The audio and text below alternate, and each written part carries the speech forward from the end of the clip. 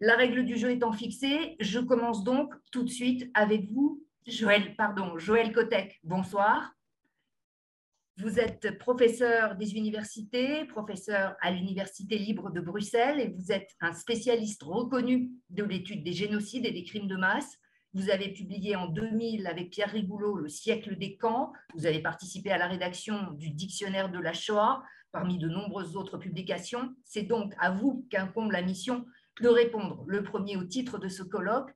Qu'est-ce qui fait pour vous, Joël Kotek, la spécificité, l'unicité du crime nazi par rapport aux autres génocides? Alors, merci beaucoup pour cette invitation. Je suis vraiment très, très honoré. Bon, j'espère que vous m'entendez bien. Et donc, voilà, je suis un spécialiste de la Shoah et surtout des génocides. Je suis un comparatiste et donc je me permettrai d'organiser ma présentation en deux parties pour expliquer d'abord que la Shoah s'inscrit dans l'histoire et donc ce n'est pas en dehors de l'histoire et donc c'est le pire des crimes contre l'humanité, mais il n'est pas le seul. Et en même temps, je vais essayer d'expliquer non pas tant l'unicité de la Shoah que la singularité de la Shoah, parce que je considère pratiquement que tous les faits historiques sont uniques en tant que tels. Et donc, je préfère. Et donc, en fait, mon thème, c'est la Shoah comme génocide paradigmatique, finalement comme le pire des génocides du XXe siècle. Alors, mon point de départ, c'est que le terrible XXe siècle, pour reprendre l'idée d'Albert Camus, a été effectivement effroyable en termes de pertes humaines. On parle de 160 millions de victimes civiles assassinées. Et donc, dans cet ordre d'idée, effectivement, apparaîtrait presque comme dérisoire pour n'être qu'un événement parmi d'autres. Alors, ce que je vais quand même essayer d'expliquer, et je pense, j'espère, de manière convaincante, c'est que le sort subi par les Juifs durant la Seconde Guerre mondiale ne s'apparente à aucun autre groupe. Et c'est vrai qu'on a toujours tendance à faire l'amalgame avec le sort des homosexuels, avec le sort même des tziganes, etc. Et bien sûr des prisonniers de guerre ou des communistes. Et donc, il y a une singularité, en tout cas, effectivement, des crimes contre les Juifs. Et ce que j'expliquerai aussi, c'est que même par rapport aux autres génocides du XXe siècle, parce qu'il y en a d'autres, eh bien, le destin des Juifs apparaît singulier. Alors, parce qu'au-delà de l'évidente communauté de destin qui unit, à mon sens, les 5 autres peuples victimes de génocide au XXe siècle et au XXIe siècle, alors pour moi, il y a les Herero en 1904. C'est une peuplade en Namibie qui a été exterminée à 80% dans le cadre d'un conflit racial organisé par le premier empire allemand. Donc, on est en 1904, dans ce qui est aujourd'hui la Namibie. Bien sûr, le génocide des Arméniens, dont je regrette qu'Israël n'a toujours pas reconnu, effectivement, ce que je ne comprends toujours pas, le génocide des Juifs, le génocide des Tutsis, bien évidemment. Et enfin, pour parler du XXe siècle, je relierai aussi le génocide des Yézidis. Pour moi, les Yézidis ont été victimes, comme les Tutsis, comme les Juifs, comme les Arméniens, comme les Héréros, d'un véritable génocide. Il n'en reste pas moins que la Shoah, comparativement à ces 4 autres événements, constitue à mes yeux un événement, je dirais, sans précédent. Mais pas encore, comme je l'ai dit, pas unique, puisque tous les événements sont uniques par définition.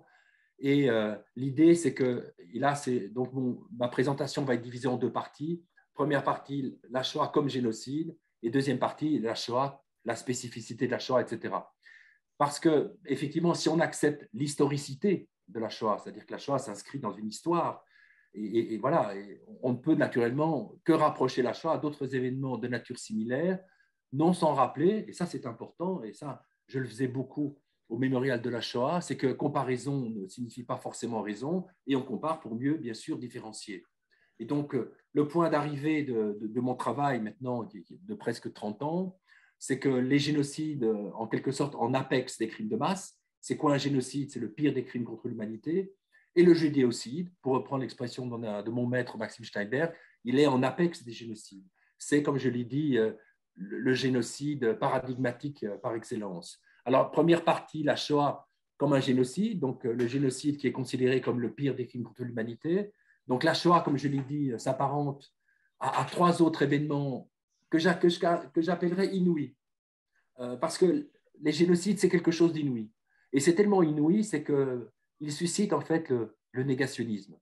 Ce qui est vraisemblable, c'est qu'elle n'a pas eu lieu. C'est l'invraisemblable. C'est invraisemblable, effectivement, de voir, dans le cas du génocide des Tutsis, des médecins tuer leurs patients, des prêtres tuer leurs collègues, des mères tuer leurs enfants parce que le père est Tutsi. Donc, c'est du domaine de l'incroyable, effectivement. Et c'est tellement inouï, c'est qu'il y a peu, heureusement, de génocide au XXe siècle, contrairement à ce qui accuse les Ukrainiens de génocide aujourd'hui dans le Donbass. Et même, on a vu le grand rabbin de Kiev accuser les Russes de génocide. On n'est pas dans un contexte de génocide. Il n'en reste pas moins qu'effectivement, les Russes sont bien sûr coupables de crimes contre l'humanité et bien sûr de crimes de guerre. Et pour moi, donc, il n'y a que, encore une fois, comme je l'ai dit, que 4 génocides au XXe, XXIe siècle. Et le fait de le dire est quelque chose qui n'est pas attentatoire à la mémoire des autres peuples victimes. On peut parler de l'Holodomor, c'est quand même entre 4 et 5 millions de morts par une famine notamment artificielle. Et quand bien même on parle de morts par million, eh bien ce n'est pas un crime de génocide. Je parlerai, et ça si vous voulez on pourrait y revenir, je le qualifierais plutôt de politicide, puisque systématiquement, ce n'est pas systématique, et il n'y a pas naturellement systématiquement la mort et la volonté de faire disparaître le peuple ukrainien de la terre. Donc, l'idée, c'est que toutes les souffrances se valent. On n'est pas dans le domaine de la souffrance. Si toutes les souffrances se valent, les crimes sont différents. Donc, il y a des degrés. Il faut accepter l'idée qu'il existe des degrés dans la criminalité et naturellement, même dans la criminalité de masse, si vous voulez. D'ailleurs, en droit pénal, on accepte l'idée de hiérarchie. On fait en droit pénal une différence entre l'assassinat, comme vous le savez, qui est un crime à la fois volontaire et prémédité, et qu'on différencie du meurtre, qui est simplement volontaire, mais pas prémédité, du crime et de l'homicide involontaire. Eh bien, il en est de même dans le droit pénal international, où on fait la différence entre crime de guerre, crime contre l'humanité, et puis crime de génocide. Alors le problème, et là, comme je vous le montrerai si j'ai le temps en parenthèse à la fin de mon exposé, c'est que le problème, c'est que le mot génocide en tant que tel est un mot malade. Pour reprendre l'expression de Maxime Steinberg, c'est un mot malade. Pourquoi? Parce que c'est un mot qui est utilisé à tort et à travers. Et ça, on le sait. Si vous regardez, je vous le montrerai en conclusion, c'est qu'aujourd'hui, si vous tapez sur Google, eh bien, vous allez voir que le génocide à Gaza, c'est pratiquement la première occurrence aujourd'hui sur Internet. Et les références au génocide palestinien sont horriblement fréquentes. Et c'est la raison pour laquelle je pense qu'il est important d'organiser ce type-là de symposium, etc. Alors, l'idée de crime de génocide, c'est quoi un génocide? Et c'est ce que j'essaie d'expliquer lors des formations que j'organise ou à mes élèves, c'est que l'idée de crime de génocide se fonde sur une distinction qui oppose le crime motivé, qui est un crime politique, c'est le fait de s'attaquer à des résistants, etc., au crime immotivé, qui est plutôt un crime racial ou ethnique, etc. Et donc, le génocide se distingue par le caractère communautaire, on pourrait dire racial, ethnique ou religieux, du groupe persécuté. Le génocide, donc, constitue un crime de masse de type nouveau, non pas du fait de la violence intrinsèque, on pense encore une fois à l'Holodomor, ou aux souffrances qu'il engendre, mais par son projet radical. C'est la radicalité qui fonde le génocide. Alors, c'est quoi un génocide? C'est tout simplement la décision, sans appel, de faire disparaître de son territoire, voire de l'humanité tout entière, et c'est le cas de la Shoah, l'ensemble des membres d'une perçue en termes de menace pour l'identité nationale. Et c'est l'idée de l'assassinat systématique, volontaire et prémédité. Et c'est en ça qu'on peut dire que le génocide est l'équivalent, si vous voulez, tout simplement de l'assassinat en droit pénal, etc. Et c'est naturellement l'idée que tous ceux qui sont destinés, tous ceux qui sont considérés comme des non nuisibles doivent disparaître, et tous, c'est-à-dire surtout les enfants. Le meurtre des enfants constitue l'un des marqueurs, je dirais, de ce qu'est un génocide. Tous les enfants, et on sait que la Shoah a emporté à peu près d'1,5 million d'enfants. Et donc, et la temporalité des 4 génocides du XXe siècle est bien celui du temps court. Alors naturellement, lorsque je parle du temps court, c'est le temps court naturellement pour les victimes. Parce qu'il n'est pas question aux victimes de mourir de mort lente. Par exemple, les Juifs ne sont pas internés, contrairement à ce qu'on croit, dans les camps de concentration. Ils sont, comme vous le savez, déportés dans des centres d'extermination, donc des centres de mise à mort immédiate, qui sont en fait des abattoirs, tout simplement, ou des usines à fabriquer des cadavres, ou qui sont fusillés par millions, par des commandos de tueurs, etc. Qu'est-ce que le génocide des Tutsis? C'est 1 million de morts en 3 mois, c'est-à-dire 10 000 assassinats par jour, enfin, pendant 100 jours, mais au début, c'est 40 000. La Shoah, c'est à peu près 5 000 morts par jour pendant 3 ans et demi. 5 000 morts par jour pendant 3 ans et demi. Et donc, il y a une rentabilité dans les génocides sans commune mesure avec tous les autres crimes contre l'humanité, pour régler une fois pour toutes un soi-disant problème de cohabitation entre une majorité et une minorité. L'Empire ottoman comptait 1,5 million d'Arméniens, il en a 60 000 aujourd'hui en Turquie. 1,5 million, 60 000. Les Héréros constituaient 40% de la population de la Namibie, ils comptent pour 7% aujourd'hui. Alors, ce que je dis toujours aussi, les Juifs comptaient, il y avait 11 millions de Juifs en Europe en 1939. Bon, aujourd'hui, pour d'autres raisons, il en reste à peu près 1,2 million. Donc, les Juifs, ce que je dis souvent, ont pratiquement disparu du continent européen. Et donc, c'est le caractère, je dirais, industriel de la mort, qui est une caractéristique, encore une fois, de ce qu'est un génocide. Ça, c'est important. Alors là, c'est la première partie, la Shoah comme génocide. Ma deuxième partie, c'est d'expliquer en quoi, quand même, la Shoah constitue, au-delà de cette communauté de destin avec les Tutsis et avec les Arméniens, quand même constitue un génocide sans précédent. Alors, qu'est-ce qui distingue, à mon sens, le génocide des Juifs des trois autres génocides, ou du quatrième, si on parle des Yézidis? Ce n'est pas son mode industriel. Alors, souvent, on va parler des centres d'extermination, vous parlez de Sobibor, etc., ou de Treblinka. Ce n'est pas tant que cela, puisqu'il faut se rappeler quand même qu'à peu près 2 millions de Juifs ont été assassinés par balle à l'est de l'Europe. 2 millions, hein. On est arrivé aujourd'hui à... Et donc, on dépasserait presque, on arriverait en fait à 7 millions de Juifs assassinés durant la Seconde Guerre mondiale. Et ce quand bien même, il y a effectivement la radicalité des 600 d'extermination interroge, bien évidemment. C'est quelque chose d'incompréhensible, d'inouï, effectivement, ces centres de mise à mort. Mais le génocide des Juifs, c'est son caractère, et là vous l'avez bien spécifié, totalement idéologique, je dirais principiel, gratuit. Et ça, c'est très important, c'est-à-dire d'une absence de mobile. Alors, de mobile rationnel, s'entend. Alors, au-delà du délire obsidional dont les Juifs sont l'objet, il faut bien se rappeler que les Juifs allemands sont totalement innocents des crimes dont on les accuse. Les Juifs allemands constituent 1%.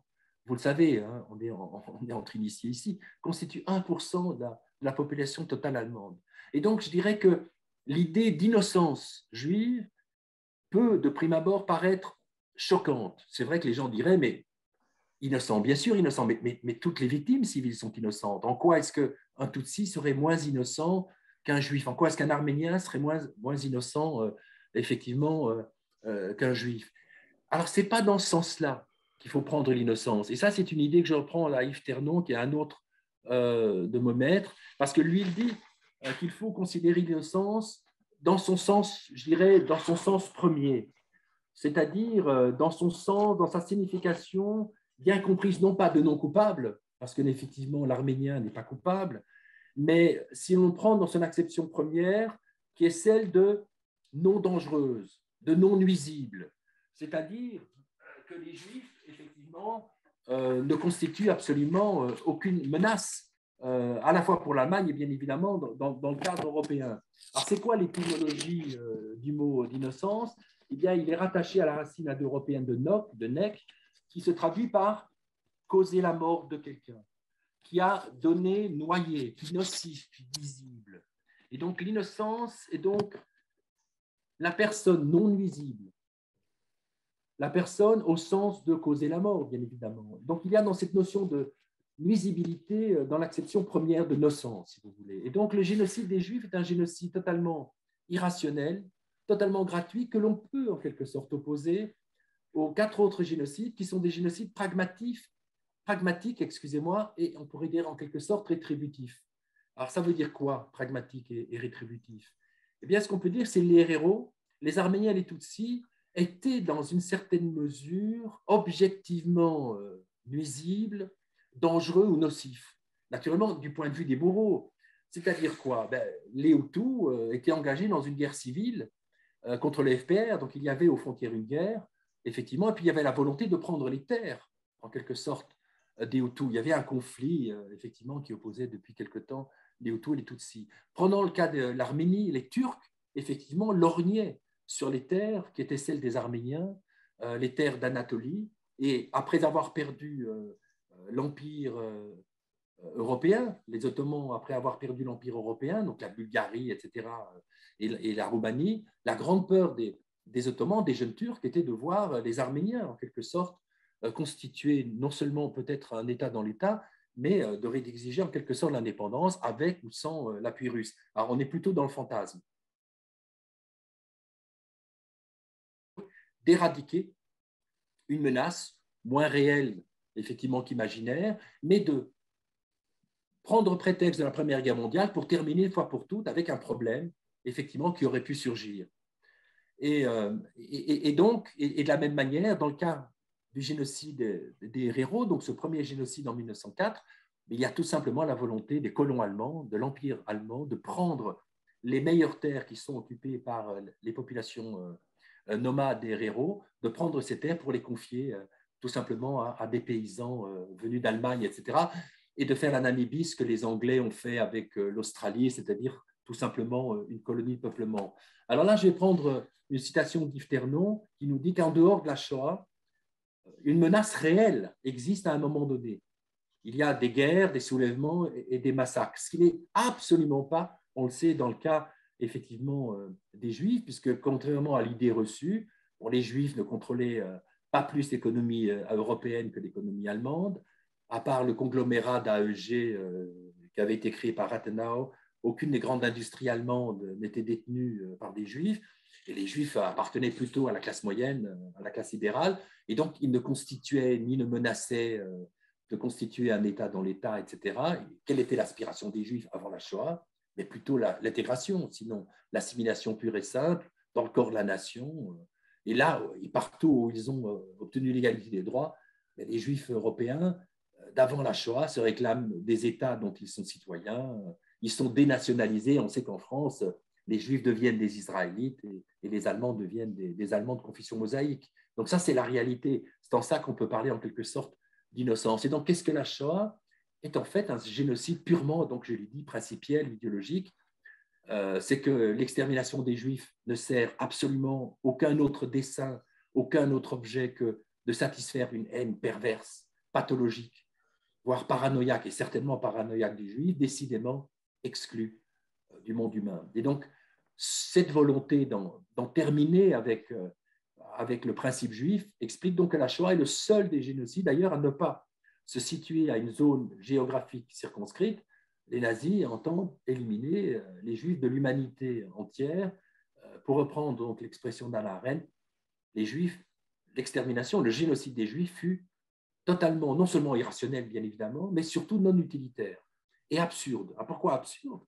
Parce qu'on oublie, pas vous, mes élèves, mes étudiants, etc., qu'en dehors de quelques rares pays d'Europe occidentale, dont précisément l'Allemagne, mais pas la Belgique, la majorité des Juifs exerçaient des métiers manuels, tailleurs, fourreurs, cordonniers et maroquiniers, donc des métiers, effectivement, des professions essentielles à bien y penser à l'effort de guerre allemand.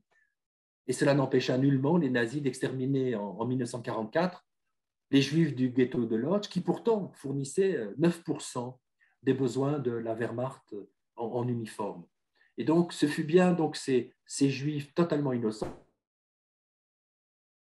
ultimes portés à l'humanité. Et comme l'écrit Yehuda Boer, aucun génocide ne fut basé aussi complètement sur des mythes, des hallucinations, sur une idéologie abstraite, non pragmatique, d'où la centralité, bien évidemment, de la variable idéologique, à savoir, bien sûr, la question de l'antisémitisme.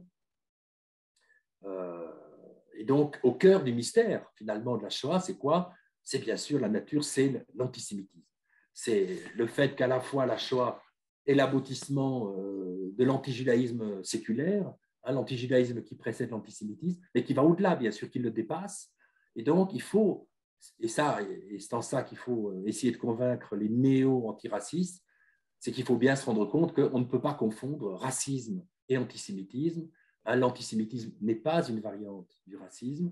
Comme le dit mon autre maître, Georges Bensoussan, racisme et antisémitisme se doivent absolument d'être distingués. Alors, le racisme se nourrit de la xénophobie, du mépris, de la haine qui aboutit à la mise à l'écart, à la ségrégation et au meurtre, alors que l'antisémitisme, lui, se construit autour d'une vision du monde paranoïaque, démonologique, qui fait des Juifs l'explication des malheurs du monde, l'agent du mal sur la terre, le vecteur d'un complot planétaire. Et c'est ça, hein, l'antisémitisme, c'est d'abord une théorie du complot, si vous voulez. Alors, si dans le schéma, bien sûr, des nazis, les Noirs et les Slaves constituent encore des êtres humains, mais de race inférieure, etc., qu'on va pouvoir utiliser comme des esclaves, et c'est toute la différence entre le sort des Polonais durant la Seconde Guerre mondiale et des Juifs.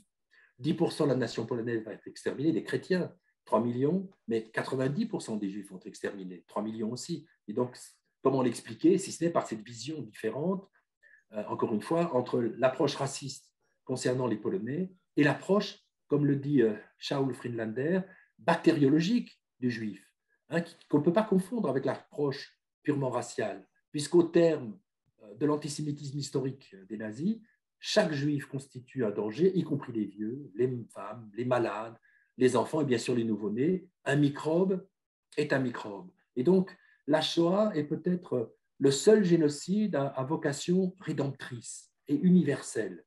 Hein, l'antisémitisme est rédempteur au sens où l'extermination des Juifs amènera en quelque sorte la paix sur terre, si vous voulez, la rédemption de l'humanité et l'éradication presque définitive du mal.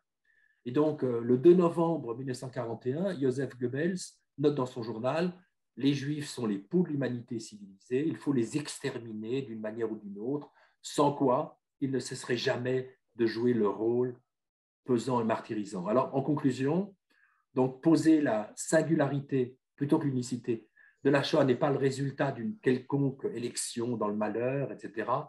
C'est simplement, je dirais, le résultat d'une spécificité située à milieu d'une sournoise volonté de hiérarchiser les victimes. C'est la question.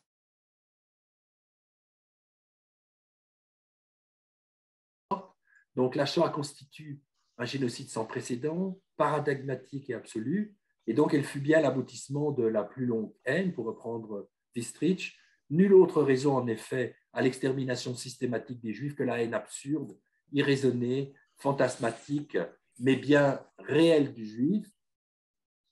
Celle-ci apparaît bien comme un crime purement idéologique et totalement gratuit pour ne répondre à aucune logique guerrière, aucune logique territoriale, aucune logique économique, aucune logique utilitaire ou encore rétributive. Pourquoi rétributive? Et je terminerai sur cette idée-là, c'est que comment est-ce qu'on peut oublier que la destruction du judaïsme européen, mais je dirais d'abord du judaïsme allemand, explique pourquoi l'Allemagne n'a plus le magistère, je dirais, dans la pensée scientifique et intellectuelle.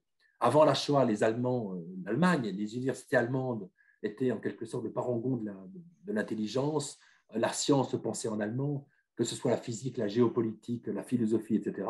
Et l'extermination a signé l'arrêt brutal de l'Allemagne comme phare, en quelque sorte intellectuel, de l'humanité. Et comme je vois que je n'ai pas trop dépassé, je vais vous montrer peut-être, puisque j'ai essayé d'être synthétique, je vais vous montrer effectivement en quoi le génocide est quelque chose, est malade. Alors j'espère que ça va marcher, mais à mon avis, pourquoi pas.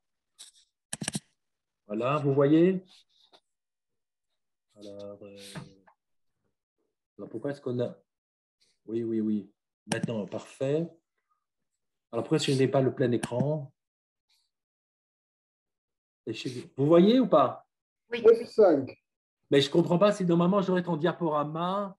Alors, c'est parce que je devrais enlever ça. Il faut cliquer sur la fonction oui, c'est ça, mais parce que j'avais ma... Je sais pourquoi. Voilà. Alors, je vais aller très vite, hein. Bien sûr. Alors, voilà. Donc, non, ce n'est pas ça. Le cas de distorsion, c'est un peu la même chose, mais ce n'est pas ça. C'est l'effet démonstration. Alors, arrêtez. Si je vous donne encore une seconde. Alors, la Shoah, voilà. On y est. C'est mieux. Alors, voilà. Et donc, c'est un mot passe-partout, le mot génocide. Il s'est banalisé, hein, parce que c'est paraît seul à même d'attirer l'attention, de frapper les conscients, d'où une inflation effectivement incontrôlée. On en parle de génocide chilien, argentin, palestinien, etc., trotskiste. Et bien sûr, de génocide des chrétiens, c'est le cas de l'avortement, c'était Jean-Paul II qui l'avait évoqué. Et puis, il y a même des taximènes. Je vais vous montrer une manifestation à Paris contre Macron où on dit, voilà, le génocide des taxis. Alors voilà, à quel point on est arrivé, à quel point ce mot-là, aujourd'hui, en quelque sorte, est malade. Et puis, naturellement, je vous en avais parlé, le fait que Poutine a accusé les Ukrainiens de génocide dans le Donbass et le fait que le grand rabbin d'Ukraine a accusé Poutine de génocide à Mariupol. Et ce n'est pas la même chose. on est d'accord là-dessus, même si personnellement, je suis un grand soutien à l'Ukraine. Et voilà, je vous avais dit, en 2009, j'avais cherché le nombre d'occurrences, le nombre de pages où il y avait le mot génocide. Et vous voyez que si, effectivement, on parle quand même de la Shoah, un génocide juif ou génocide, etc., la Shoah, c'est quand même 2 millions de pages. Vous voyez que Holocaust Palestine, c'est 3 millions de pages aujourd'hui sur Internet. De la même manière, vous voyez que génocide palestinien, vous avez presque autant de pages que la Shoah, etc. Et donc, voilà les types de manifestations où l'on trouve dans les rues ou de Bruxelles ou des États-Unis, en fait, de par le monde, où effectivement on retourne contre les Juifs. Non seulement alors, les Juifs n'ont pas commis le génocide, mais ce sont les Juifs qui commettent aujourd'hui un génocide pour les Palestiniens. Et là, ce sont des caricatures qui ont participé au fameux concours, compétition organisée en Iran, voilà quelques années, etc. Et voilà, encore une fois, le type de choses que l'on peut trouver. Et je terminerai sur cette image-là, où l'on voit une manifestation à Bruxelles au moment de la guerre, la première guerre contre Gaza, et vous voyez qu'en bas, on vous dit Gaza est pire qu'Auschwitz, etc.